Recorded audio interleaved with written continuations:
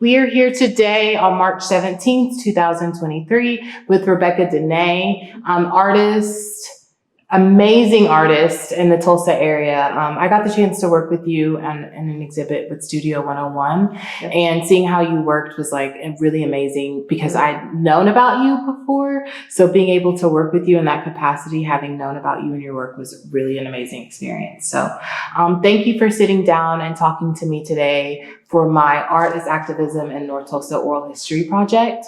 So today on March 17, 2023, we are going to be talking to Rebekah Danae about her work as an artist and how her work speaks to larger socio-political things in the community or what your art is for. So thank you again for being here with us. And I just want to get started with tell me about your childhood and your growing up in the community in which you were brought up in. Yeah, let's do it. Thank you for having me. I'm really excited to be a part of this project. So I grew up in Midland, Texas. We moved there when I was 2. I was born in East Texas in Longview. And West Texas is the desert. It's a very conservative oil and gas town, 100,000 people. And that was my lived experience from 2 to 18. My family is still there, and that is the first community that raised me. I moved to Tulsa when I was 22, so I feel like in a lot of ways, Midland and Tulsa are the 2 cities and communities that raised me. Yeah. On my journey so far. Yeah. So what was it like growing up in a mainly conservative town? Because when I think about you today and your work and what your work kind of says today, it really is interesting to think about how that would be in conversation with such a conservative town. So totally, how did that shape you as a person and maybe even your art, if it shaped you? I mean, greatly. I feel like as an artist, all I can really do is create from my perspective. I think it's important that artists are creating from their own lived experience and their own perspective. And so it's played a huge role in the work that I'm making and on who I am. What to say? There's so much to say. I think that, there were a lot of ways that who I am didn't feel like belonging in the community that I grew up in. That, there's ways that I did feel belonging there. I assimilated into that environment really easily, but I also had aspects of my queer identity or even just the contradictions that exist in a community like that, in my opinion, when you have a really religious community, right, that is deep in the Bible and also living out in ways that are not supportive of everyone and inclusive of what could be true. So there was a lot of contradiction in the community that I think as a small child I felt really viscerally, and that's a big part of my work. But I also think it's given me, this insider perspective. I understand best where a Trump supporter might be coming from. I understand the white American Southern church. I understand the oil and gas community. I understand a lot about white wealth. And I think all of that insight informs what I do too. I knew that I was an artist the whole time. And so in high school, as I was grappling with what it meant to be an artist or what that might look like as a career or how people live in a life as an artist, I knew that my community was really receptive to realism and painting in terms of that or nature. And so, as a teenager, I was definitely paying attention to what kind of art does this community respond to and accept.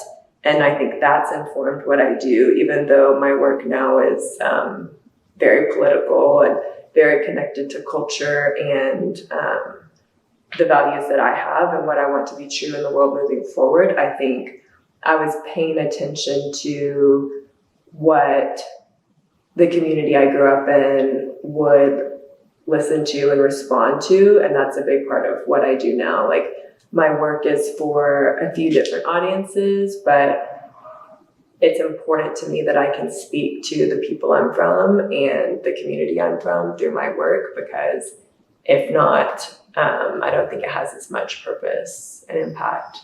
Yeah. So you mentioned you knew when you were young that you would become an artist, but what was like the defining moment for you where you were like, art is going to be my life's trajectory? Yeah. I've been thinking about this. I mentioned that I did an interview yesterday, and so I think that's kind of a common thread in what people ask artists. And I don't know that there was ever like a moment, but there are so many. Someone told me I have a compulsion to create, and I think that's very true. Like, you could drop me anywhere, and part of my survival on this planet is creating. I'm just going to make things no matter where I end up or what the life circumstances. It's how I navigate life, and I think it's how I heal myself. It's like, first and foremost, I create for myself. And I think that I was doing that from day one. Like, I remember building things out of leaves and sticks and mud in the backyard for hours and hours. Or we always had like pipe cleaners and stuff like that. And so there were all kinds of things I could build with pipe cleaners and googly eyes and a hot glue gun. And it was also kind of a part of my home environment. My mom is an incredible seamstress and gardener, and so she was like working with her hands and building and making things. My dad does like some carpentry work and is just in his free time always working as hobby. And so even though they were holding these very like traditional type A jobs, my mom's an accountant and my dad's an engineer, they worked with their hands outside of their career. And so I think that shaped a lot of, even though it wasn't necessarily a artist environment, there was this encouragement to make things. I mean, I was in like every art competition that was available to me at school. I took some art classes in middle school, really fell in love with art classes in high school. And I think that's when I realized it was some sort of career, that it was something that people could do long term. And then I studied art in undergrad and just dove like all the way in pretty deep at that point. So I don't know that there was like a defining moment, but there's like all these moments where creating and making was just something I was always constantly doing and still am constantly, incessantly doing. Yeah. So so you mentioned you kind of got deep into it in undergrad. So can you kind of like talk a little bit further about like how maybe it blew open for you at that point in time? Yeah, that was an incredible experience. Leaving high school, I was having a lot of conflict with my family and with my just situation. And so I didn't want to go to college, which is such a like privileged thing to say, but I really didn't want to have that experience. I wanted to like live in a rural community overseas and just kind of go off the grid, but that was not an option in the family that I'm from. And I'm really grateful for that now. I totally value my education. And if I was going to go to college, I really wanted to pursue art. And that was just really non-traditional in my family. College was like an important way to access income and a career and a job. It was both my parents were first generation college graduates. And so we just had, different perspectives, different lived experience on what that looked like. And I went to my sister and my mom's alma mater. We went and toured the campus. It's the only college campus we went and toured at Baylor University. And we went through the art department. I was just blown away. There were painting studios like this one and a sculpture room and a ceramic studio. And we sat down it was his last year. He ended up retiring, but we sat down with the dean of the university, and him and my mom and myself had a conversation in his office. And he told my mom, you can't raise a child to like find their purpose and like find their God-given purpose was the conversation they were having. And then when they tell you what that is, not let them pursue it. And that like changed everything for my parents. And so they really eagerly helped me go to Baylor and get my art degree. And man, those, like, I think in so many ways now I'm modeling what I'm doing in Tulsa with, you know, my own work and with the artists that I'm working alongside and some of the artists that I'm trying to mentor, or my peers where we're mentoring one another. I think it's modeled after a lot of things I learned there. I had professors with really serious art practices of their own, and then they were teaching really rigorous classes that demanded a lot of us. So our studio art classes were like a 3-hour credit, and then you were expected to spend like double or triple that amount of time outside of class in the studio working. And I just latched on to that. Like, I wanted to be the best in every class. It was always like me and a few other people like gunning it out to be, you know, the best at each project. And so that gave me all kinds of skills that I didn't formerly have, especially things like woodworking and ceramics. Like, I had experience drawing, I had experience painting, but I was starting to get all these skills that might not traditionally be taught to a young woman in the Texas desert. So things like, especially the woodworking, just really expanded what I thought was possible. So by the end of undergrad, I was painting really large scale works, and a lot of the work that I was painting towards the end, it kind of started with, I started painting a lot of stuff related to my grandfather, who was a farmer in Texas, painting like tractors, his portrait, really thinking about just the idea of like hard work and working with your hands. And then halfway through college, I went and spent some time on a medical trip to Kenya in some like orphanages, and like we started in the city, but then we spent a lot of time in like rural Kenya. And I was just there to take photographs. And so I came home and started painting those photographs, and really having a conversation in my work about technology and the relationship between like money and joy. The children that I was around in Kenya were some of the most like joyous, vibrant people I had met. And they had this really interesting excitement about like, you know, cameras and phones and all the technology that we were bringing into these really remote areas. And that was really interesting to me as a student at Baylor University who was like surrounded by wealth and not a lot of joy. So I painted these large scale portraits that were like 8 feet. I stop motion videoed them, which now that you can do that on your phone, it's not so cool. But, you know, 10 years ago, stop motion video was like a little more elaborate to put together. And then I would paint these QR codes, like square by square, that would link you to the stop motion videos of the paintings. And so it was kind of getting towards some like, you know, the technology relationship, the painting relationship, and creating these like interesting social sculptures is what I would call them now, or like installations, and was tracked towards like the top MFA programs. I had a relationship with a professor at Yale who has now since passed and was really wanting to go to one of those top MFA programs, but for a number of reasons at the end of undergrad decided to, well, I guess at the time I felt like I was out of things to paint, and I was in so many ways. I didn't know what I was making next. And so kind of foolishly, I went like looking for inspiration, and I applied to Peace Corps, and I got accepted to go to Cameroon in West Africa. And I applied to Teach for America and got placed in Tulsa to teach at McLean. And that was it was the hardest decision of my life up until that point. I was dating. This is really loud. Yeah.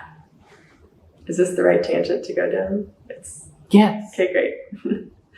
So hardest decision I had made, and I was dating who later became my husband at the time, and decided to come to Tulsa based on that relationship. I felt like if I went to Cameroon and we broke up, I would always wonder if there was something there. And if I went to Tulsa, I was close enough to like really give it my best effort. So I moved to Tulsa, and he later moved here, and we got married. And I've been in Tulsa ever since. So I think I'm going on 10 years here. And when I moved here, I painted some commissions in that time, some abstract commissions for a bank in Texas. And all the work I've done for them is kind of like its own series.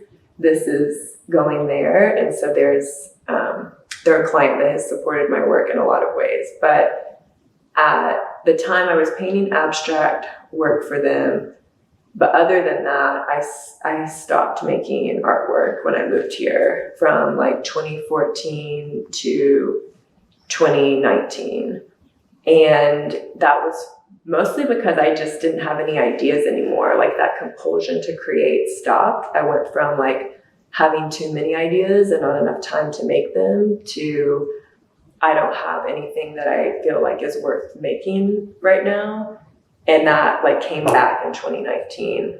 And I felt a lot of shame about it as it was happening and like frustration about it, but it was absolutely critical to the journey. There was so much that when I moved here, I learned about myself, my identity, my experience, better understanding like, childhood traumas and just all those things that you have the opportunity to figure out in your 20s and your young adult life. So how I was operating, I think, shifted a lot in those first few years in Tulsa, and art making was not the most important part of that season. Yeah.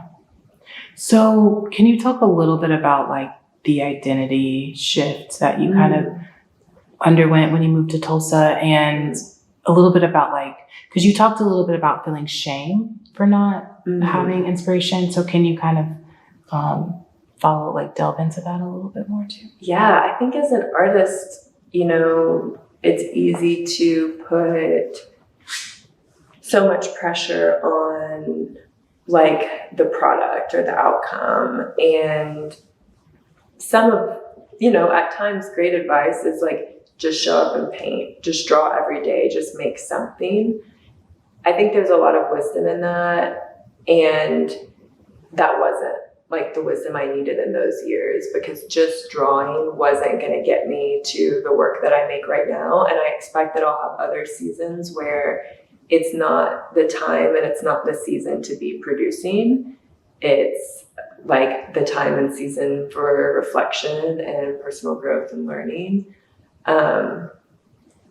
I was understanding some of the like mental health that my mom struggles with during those years.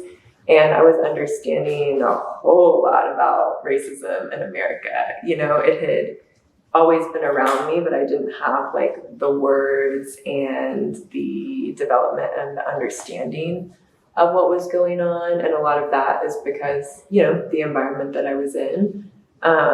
So teaching at McLean in North Tulsa was, I've said so many times, like the North Tulsa community just poured into me. I went there to teach and pour into my students, and I hope that I did. But so much of it was like students and their parents and the church community in North Tulsa, and people just pouring into like this 20-something young white girl that showed up to teach. And so many things from that time. It was the first time that I was in an adult workspace and was one of the only white bodies on the campus. And so that was such, I think, an important shift for me to go from being raised in like a white community, being at a predominantly white college, And I had just so much like training and development through the Teach for America community to process the role that I was playing in my school community, the role that I was playing in my classroom. And it was hard. It was emotionally tough. It was really trying. It was a lot to make sense of. And then that would be hard, I think, for any young adult in under-resourced schools that like don't have what they need, and having lots of students and their families that are doing the absolute best they can, and that's still being really tough and trying situations. So it was a really hard time that I think deserved like my attention to feel and process, and not try to like tell my students stories through my art. Never felt appropriate. You know, art is so much like narrative and storytelling for me, and it was just, there was no role for me to play there in telling a story. It was a lot more of just my own like learning and development. So coming out of my classroom, I did a lot of like behind the scenes work, like community organizing work, advocacy work, recognizing that I was able to build and broker relationships across the Tulsa community really easily and naturally.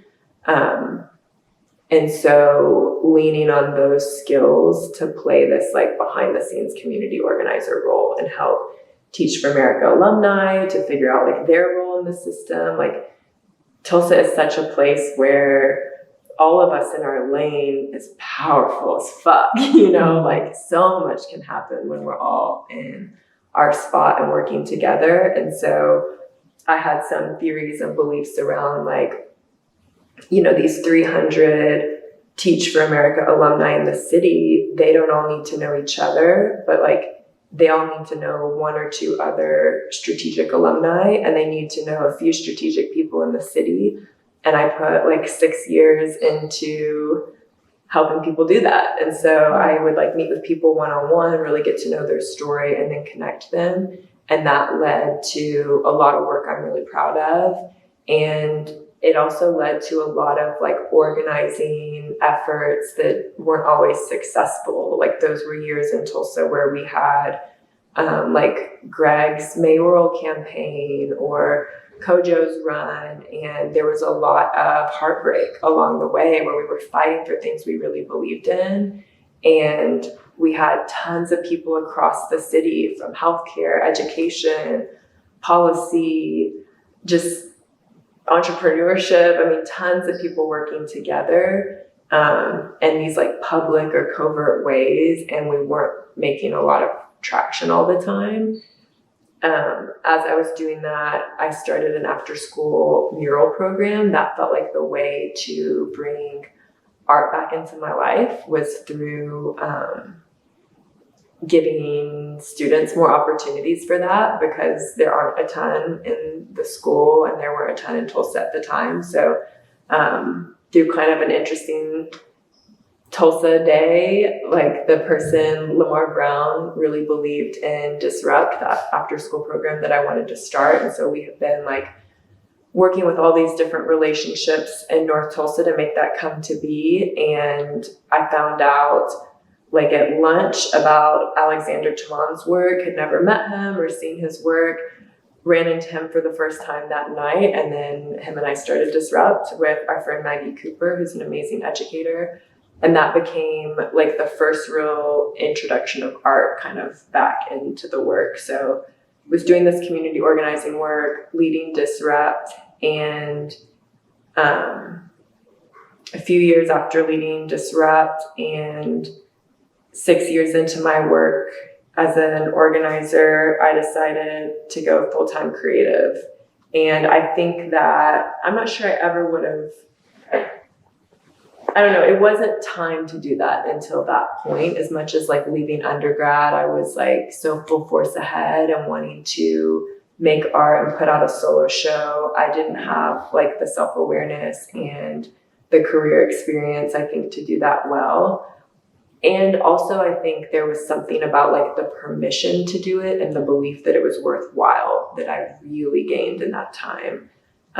Making art, it is a selfish act for sure. Like it heals me every day, but I also believe in its power and potential more than ever after doing like, organizing work or advocacy work that wasn't always fruitful. I think in a place like Oklahoma, it's critical that we shift the culture before we're going to be as successful as we want to be in reforming education and healthcare, and all the different like rights that need to be shifted here. Like until white supremacy is not like the dominant culture here, that's not going to change. And I deeply believe in the power of visual art, performance art, music to change what's cool, what's hip, the way you operate in a community that then has these powerful byproducts. So I think all of that experience, being here during the centennial,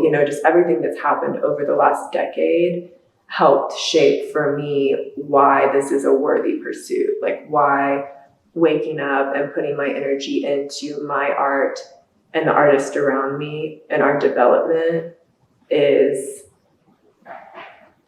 the place I want to sit, long term. So one thing you mentioned was kind of how Oklahoma is rooted in this culture of white supremacy. Totally. So why remain in Tulsa and do the work that you do? Yeah, that's a question I'm asking myself, and I think that we all ask ourselves. So much of the reason in the past, I was married, I'm now divorced, and I think a lot of it was rooted in like we were building something here together. But since separating, I've really asked myself like, well, am I staying or going? I feel, especially right now, like once I have these commissions done, I have a lot of aspirations, I have a lot of opportunities, but I technically don't have anything on my plate.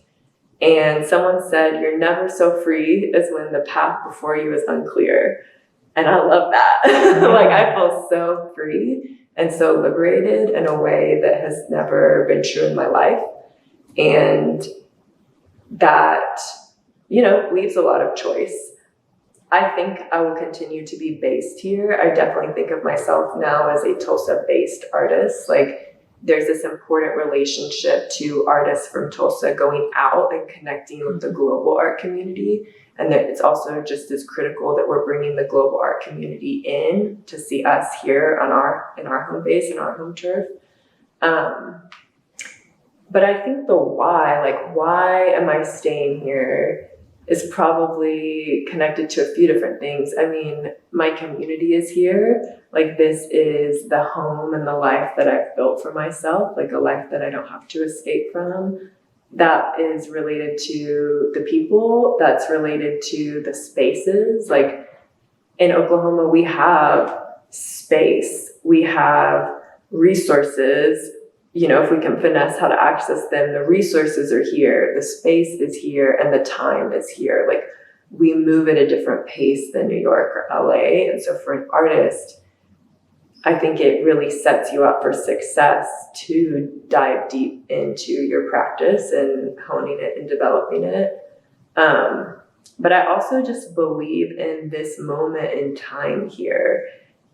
Even years ago, like I have memories at the former Brady Mansion, the Skyline Mansion, where, we were like up on the balcony after Fire in Little Africa shows, feeling like, discouraged in the town, but believing that we were at the precipice of something and the beginning of something. And I have so much evidence of that since those conversations. Like, I think we're just starting to see some of the evidence of all the work that's been put in and been put in long before the artists here now showed up. I think that the perspective in America in terms of artists right now, I think that there's something out of Tulsa and out of cities like Tulsa that's critical.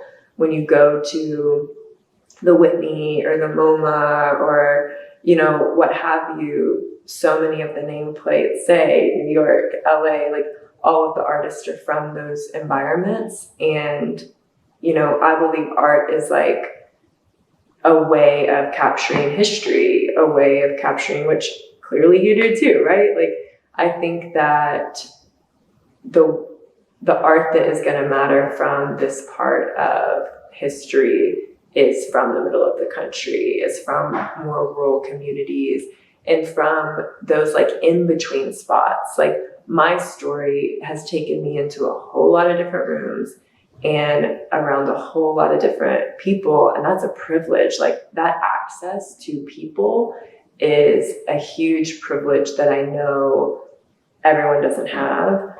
And I think that Tulsa is that way, in that you have a lot of different life experiences gathering here in a way that's really special and allows us to communicate in a way that may not be possible from 2 hours outside of town or from a big city. Like, we're in that in between. We sit among a lot of those contradictions, and we sit on like really historic, traumatic land. And there's like a responsibility with that too, that I think a lot of people here feel right now. Yeah. Man, you said a lot that I want to unpack. One thing though that you said was how art captures history. Mm. And I would love for you to dive a little bit deeper into how you feel that your art kind of captures history, but also stands at this nexus of entertainment and social commentary and political activism. Like, how does your art? Yeah, I hope it's sitting at those intersections. I think about like my work, there's this kind of tagline that I put in some of my statements, that my work is for the new world from the old world, about the world in between. I think coming out of the pandemic, I was thinking a lot about like this idea of old world and new world. Like, what are we going to do with all this future is like a tagline from my last exhibit. Like, we have all this future ahead. We have so many people thinking critically about like what innovation looks like, about what safe communities for queer people, for Black people, like what does it really look like to build something different than what we have right now in America. And I hope that my work is like asking those questions in a way that is authentic to my perspective. Like, if there's this diverse choir of artists in Oklahoma right now, I think that mine is one voice that is from a wealthy white country girl, and I think I've given myself permission to like value that. Like, that is one of the perspectives that is important to this conversation. And I do that through like Western wear. I love fashion. I've always been really inspired by fashion. I love retail concepts, like different stores around the world are super inspiring to me, or the ways people experience a retail environment. I work part-time for a luxury interior designer. So this interior designer, this cowboy boot shop and bags, and then my painting studio, those are like the three environments where I'm being like mentored and shaped and developed, or shaping my own work. And while I don't view myself as like an emerging interior designer, or I don't know that I'll ever be a cowboy boot maker, everyone wants to like assume, that those are the things I'm driving towards. For me, it's like those are the tools and the materials that I'm using as an artist to have this like social commentary, this like philosophical approach to the future, and storytelling, like what is. So cowboy boot making and leather work is a part of my practice. Oil painting is a part of my practice. Interiors and how like we feel and sense and build space is a part of my practice. And then those are culminating right now in installation concepts. and social sculpture. So like installation concepts, most people are more familiar with, you know, it's like some sort of immersive environment. Maybe it's indoors, maybe it's outdoors. I love that that can go to a lot of different environments. So I've done installations here in Tulsa at an art studio, at an art gallery, at the Dreamland Music Festival, in Miami on the beach. This last one was in a big warehouse. So it has this potential to go into like art environments, but also into like the actual streets in a way that a whole lot of different people can access the work. And it's been really cool to see in those immersive environments where people's like sense, smell, and touch are impacted. I think it has that opportunity to start like rewiring some things in your brain. And I've seen that happen at some of the exhibits where people are like moved and they're like trying to figure out what they're moved by or what they're experiencing. And that is like all I hope for, right? That like a few people here and there are touched by the work. But I think I also am interested in this idea of social sculpture, that like anything can be art. And that for me is kind of taking some of what I did with my work at Teach for America and like event production or experience creation, where you bring people together and have some sort of, you know, outcome from it. So there are like, you know, weekends that come to Tulsa, for example. Like we just did this breakout weekend with a national organization out of New York and Chicago, where they take people to see the underground of a city and how it's emerging and building.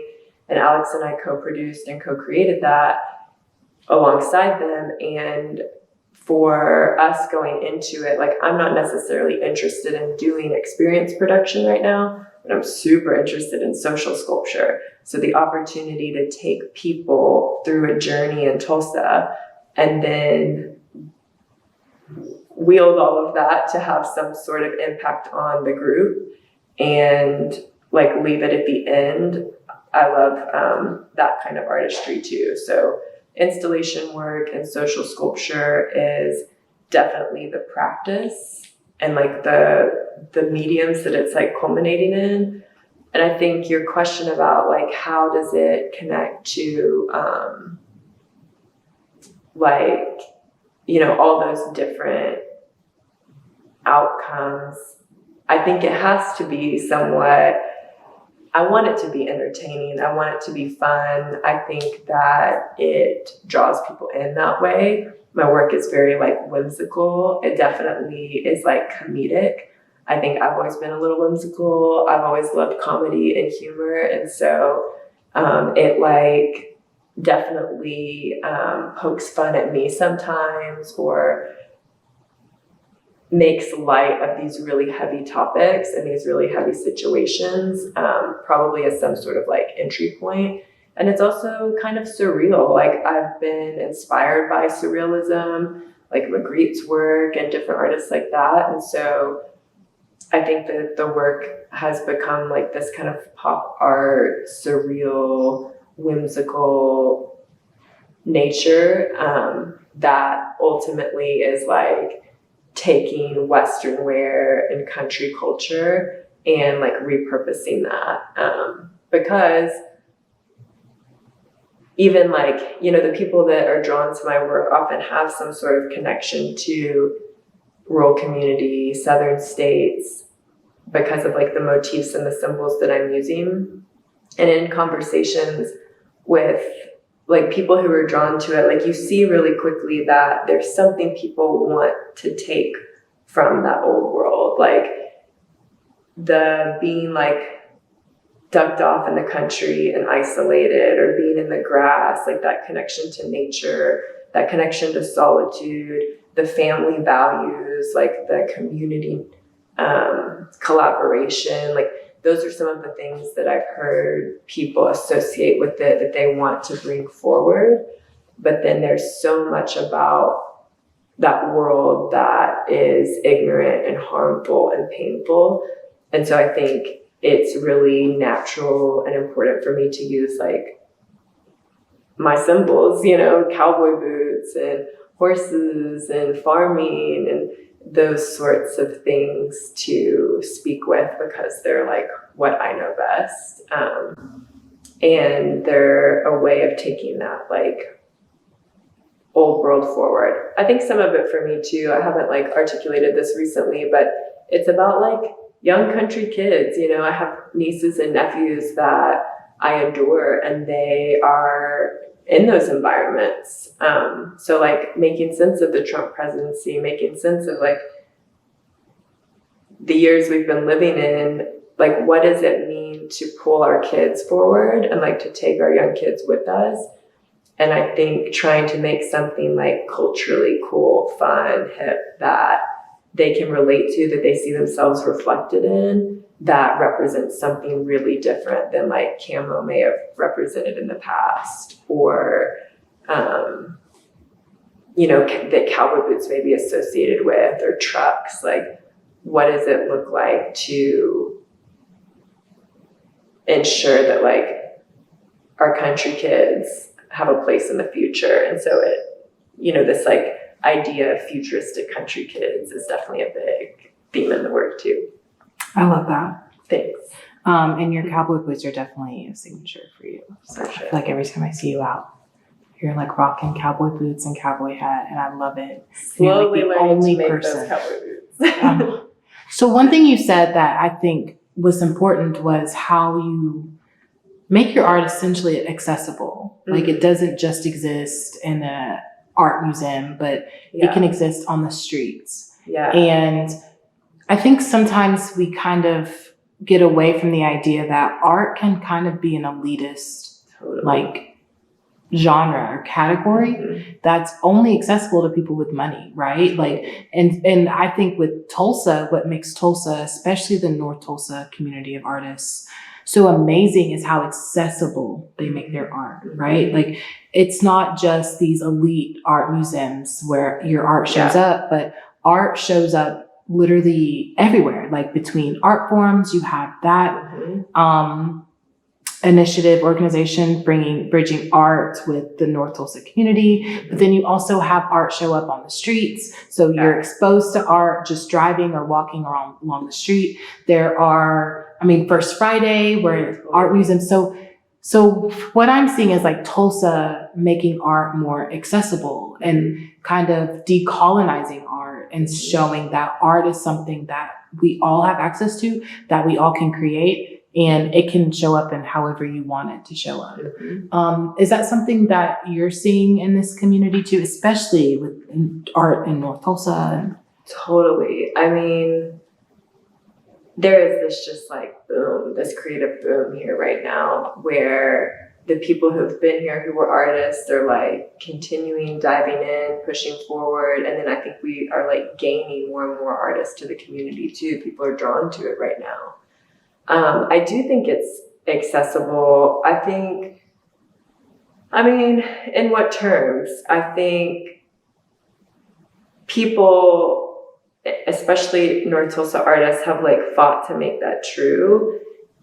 And there is an effort in the city to like expand the work and invest in the artist. I think that there's always this tension there of like, how much like help is being given versus how much of it is just like happening with or without the help. Like, we're going to do this on our terms, no matter what. And a lot of that, I think, happened over decades. Like, there's a long tradition of artists in North Tulsa and the downtown art scene, and it's had so many different iterations, but that like spirit is here. That spirit is like richly powerful, and I think fuels a lot of it. It is accessible. It's happening and has been happening out of people's houses, out of warehouses, out of businesses. Like, it's very, because it doesn't exist, we'll just all build it from scratch, you know? There's so many different collectives and collaborations right now where it's just like beginning to bust at the seams. But I do think it's creating a whole lot of opportunity for people to experience art every week in a variety of different ways. Like if there's something artistically you're looking for, you're going to find it. It's not going to be too hard to find. Yeah, does that answer that question? Yeah, for sure.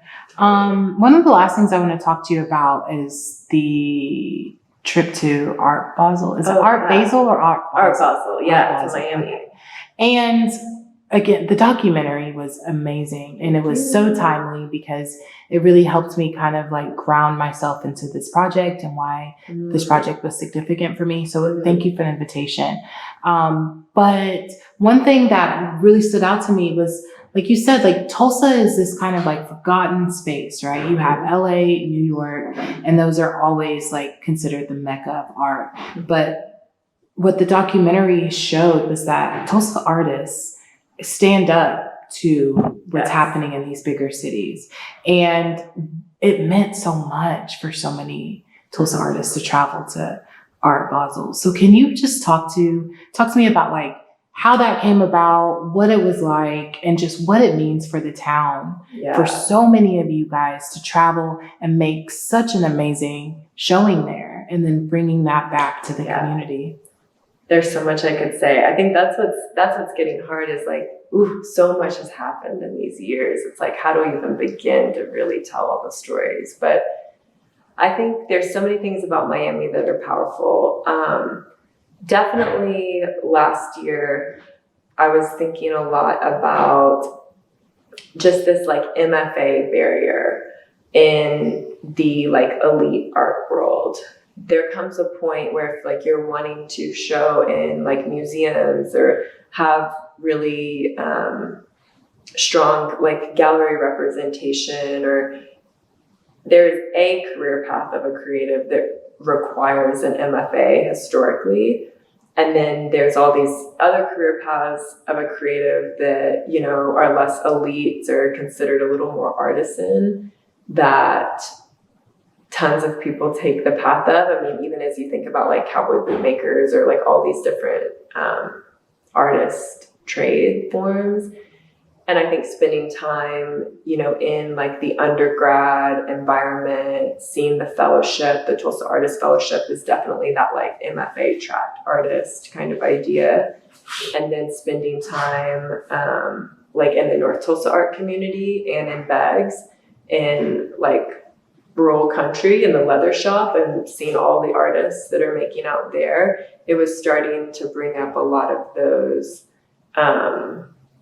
just like contradictions and questions and realizations for me about how do we get artists that don't have an MFA, like myself and most of the artists I'm working around in Tulsa, into those like gallery and museum spaces. And I think my hope there is because I want our voices to last beyond our lifetimes, and the things we have to say to last beyond. And that is like one of the ways I know to make it happen.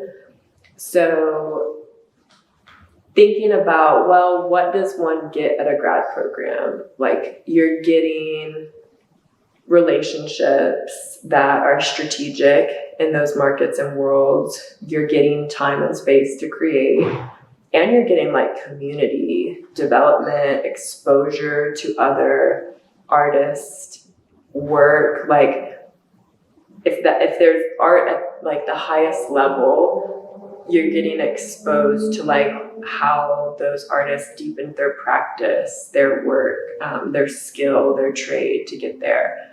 So maybe I'm about to take this kind of slow down season, and I think I need to really revisit some of this like grad school thinking, not because I want to go to grad school, but because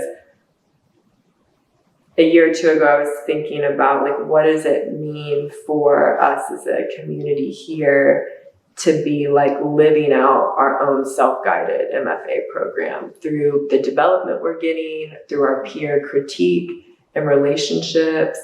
And I think that led to a lot of the things that happened over the past year. And one of those was definitely Miami. So Alexander Taman had been going to Art Basel for a couple of years in connection to like our breakout community and some of the relationships that we have around the country. And it's in the first weekend in December every year. And so it's kind of like a hard time for people to travel unless you're like that committed to your artistry in the art world. Like the art world's going to be there. Miami Art Week goes so hard. But if you're not, you know, professionally invested in that world, it's almost impossible to get there. So when I made the leap to full-time creative work, it was like a top goal to go. So I've been 3 times now, and that first year for me was like a research trip. We were all self-funded. Janae, Alex, Diane, and myself were like 4 close friends, and we went out there. And close to the trip, we found out that GKFF was going and doing a big event out there and taking a whole bunch of folks from Tulsa. And we were like, that's amazing. Like, how cool. I bet we'll be involved. Like, I bet we'll be showing our art at that or something. And we weren't super involved. Alex spoke at the event, and it was just an interesting event. I'll put it that way. It was like a lot of Tulsans talking to Tulsans in Miami during this huge art event, and there wasn't any art there. Fire and Little Africa performed, so there was some music art, which is less, you know, prevalent among the art week scene, but it was really cool to have them there performing. It was this really long night. There were definitely a lot of painful like conversations in the room where like if you're a Tulsan and you've been in the work and you've been around everything that's happening, like it was just a frustrating experience for a whole lot of reasons. And there was some weird stuff like a KKK mask had been flown out, you know, like it just didn't land. And we stayed, we like, you know, went to all these different art fairs, saw so much, and all the people that had been flown in flew out the next morning.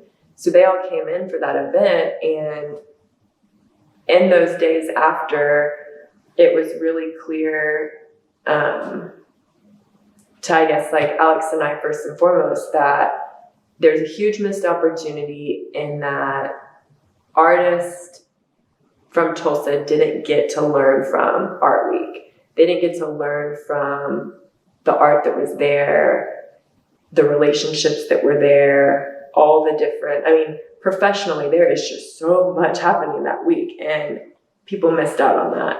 People also, we realized like from Tulsa, there is a willingness or even a desire to fund Tulsa initiatives at something like Art Basel. And so coming home, Alex, myself, and Tone had been there with Fire and Little Africa, No Parking Studios, incredible artist collective, but he didn't get to see any of it. He was in that group that left. The 3 of us were like, we're going back next year and we need to get more people there. And we had no idea what that would look like, but it was like a really strong intention we set at the beginning of 2022. So as the year went on, you know, we began to have conversations, and at first we just wanted to like get some kind of research trip funded for artists to go and see and develop and learn, and that the 3 of us would, you know, do our best to figure out who that should be and how many people we could get sent there. As that was happening, Dreamland Festival, the like new iteration of World Culture Music Festival, was coming together. And there was a desire from like Dreamland and Tulsa Creative Engine to have visual art. So I had the opportunity to curate all the visual art installations that happened with Dreamland. So I led a huge visual art installation. Alex had an installation, Janae, No Parking Studios, and then some Tulsa Artist Fellows, Shane Darwin, Shelby, a local artist, had an exhibit as well. So we had all these different local exhibits running. And Caleb Lindsay, who's the Tulsa Artist Fellow, brought in a few people that weekend to see it all. One of those was a curator who runs this big satellite art show on the beach in North Beach, Miami, during Miami Art Week. So Brian comes to town, sees all of our work up close, really encourages us all to apply to his show. And at that point, I was like, I don't think we should exhibit this year. I really think we should all just go and learn. But Tone from No Parking Studios was like, I'm going to exhibit. I'm going to apply. I was like, okay, well, if you're applying, I'm applying. And then we didn't know that Trusin, like kind of an up and coming artist here, had also applied. So all three of us get in, and all of a sudden we're not only taking like a research trip to Miami to learn, we're also now about to run 3 large-scale exhibits in boxcars on the beach. Wow. And all of us have, varying sizes of teams, varying levels of experience with transporting art, varying levels of experience of exhibiting. And we worked really closely with Bianca from Tulsa Creative Engine. So Alex, Tone, Bianca, and I were kind of like the team leads on the research trip, which was 22 artists, and the satellite exhibits, which was 3 boxcars. No Parking Studios was a team of 5. My exhibit was a team of 3, Parker, my assistant, and Alex. And then Trusin ran his exhibit on his own, but we definitely all leaned in and helped out some there. So it was an incredible experience. It was in so many ways. I mean, I think predominantly, it was just so much professional development. I joke about a lot of things being a leadership journey, and it was a leadership journey from jump, because to pull off something like that, we all just learned so much along the way, and it strengthened so many of our relationships as a Tulsa art community. And then bringing in the artists who were there to research, it's been incredible to see what they've done. I mean, we've been back, how many months? That was December, it's May. So we got back in December and now it's May. Every artist on that trip has done something interesting since getting back.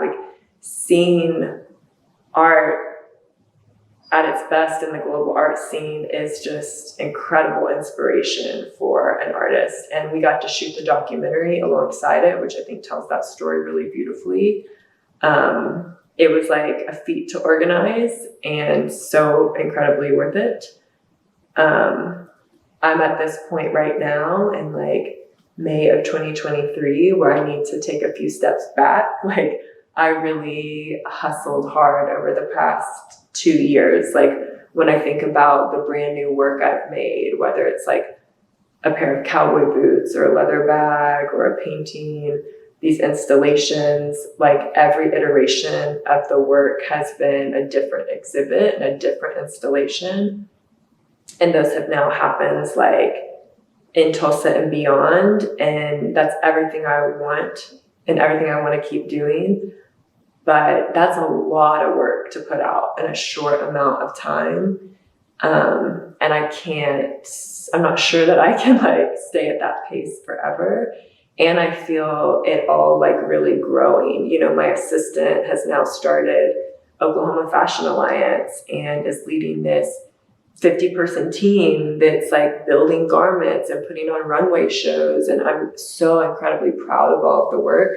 But I realize my operation, might need to grow a little bit. And I want to think really intentionally about how I grow and how I build from here.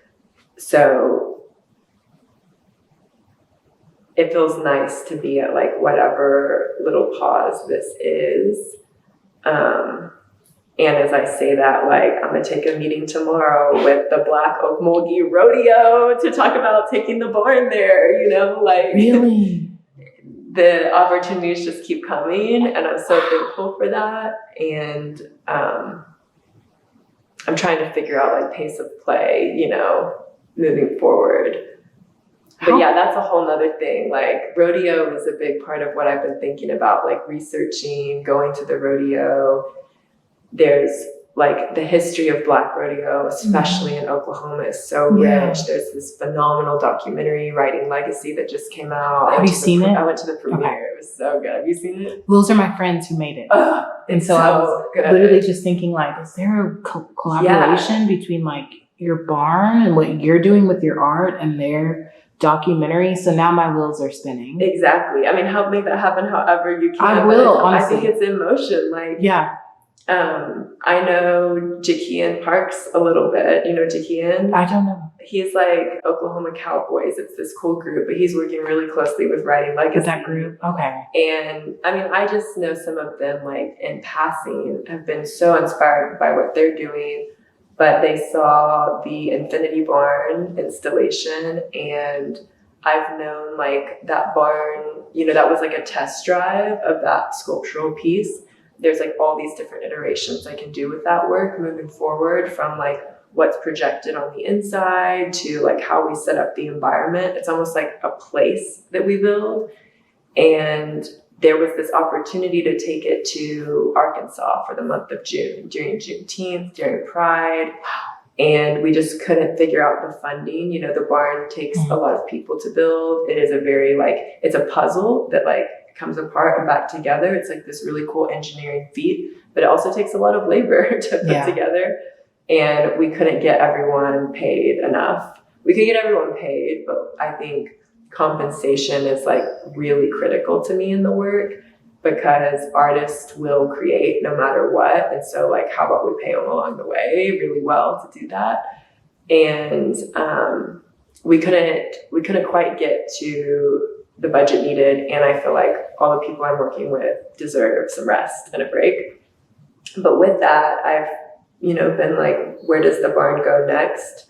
I hope it goes to a lot of places beyond Tulsa, regionally and beyond. And lo and behold, the like Writing Legacy group and Oklahoma Cowboys and the Okmulgee Historic Black Rodeo. And I mean, Okmulgee is like the closest town to Beggs, where I do all my leather work. You know, there's some beautiful synchronicity there. And so that's not till August, but hopefully I'm not gonna run, I don't think I'll run any sort of installation until the fall.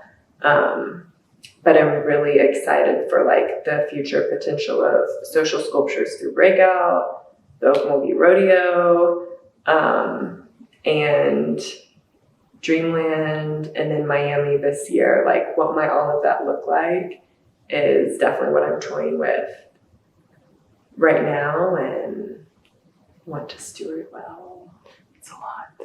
It's a lot, but it's all I've ever wanted. Yeah. This is like the life I've always dreamed of. Yeah. So the last thing I'd like to ask is just, what's one thing you'd like to say about, if you're talking to someone 10, 15 years in the future, what is something that you want them to know about Tulsa's art scene today?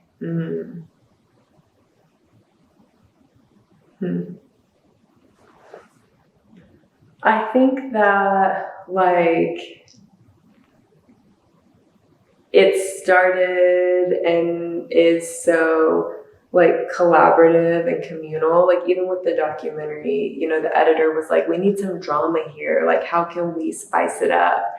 What conflict existed? And like, there is always conflict, but I think we strive for it to not be like interpersonal within the community. Like, people are really supporting one another in so many different ways, and our work is feeding off of each other. And I want to liken it to these like powerful art movements of the past, like the Impressionist, you know, that it was like this specific place and time and group of people that made powerful work. So I think I would want them to know that it was like collaborative, that we all took it really seriously, and that like there's a desire for it to be healing for ourselves, each other, for our community. Like, there is so much pain in our city, and I think the artists that have been here a long time, like we do have a chip on our shoulder. You know, there is a lot of real pain here that maybe as people are joining and as people are coming in the city are having sometimes a harder time understanding why it's not just like forward thinking, why it's not just like everyone in this together, because there is so much like past pain and trauma from like the 100 years plus, but also from like the short, like present past. I think that that's a big part of what's happening here right now is like, what does it mean for us individually and as a community to heal and build from this place? I think that would be relevant maybe 10 years from now. Thank you, Rebekah. I really appreciate you taking the time to talk with me today and just allowing me to preserve your oral history. Thank you. Thank you.